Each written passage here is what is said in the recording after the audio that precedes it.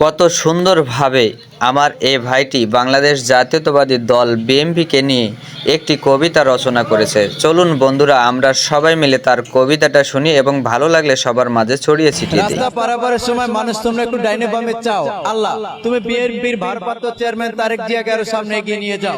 আমরা গরিব দুঃখীরা খেতে চাই দুমুঠো ভাত, তারেক জিয়াকে জানাই হাজারো সালাম, হাজারো ধন্যবাদ। পাঁচের সাথে চার যোগ করলে হয়ে যায় রে নয়।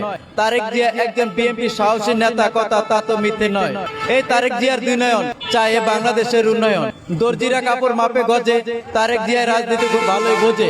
হিন্দুরা বড় ভাইকে বলে বদ্দা, তারেক জিয়া আইনকে করে শ্রদ্ধা। আমরা সবাই খেতে চাই গাছের পাকা ফল, তারেক জিয়া হলো বিএনপির একটি শক্তি বল। বিপদে পড়লে মানুষ হাতে দেয় তালি, আল্লাহ তুমি তারেক জিয়ার ক্ষমতা করে দাও আরো শক্তিশালী।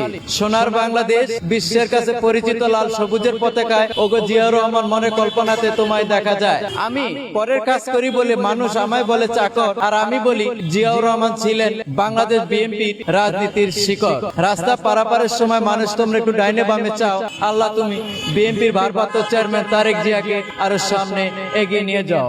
বাংলাদেশ জিন্দাবাদ, বাংলাদেশ জিন্দাবাদ। আমি কবিতা বানাইছি, আমি চাই তারেক রহমান সাহেবের সাথে আমি দেখা করতে।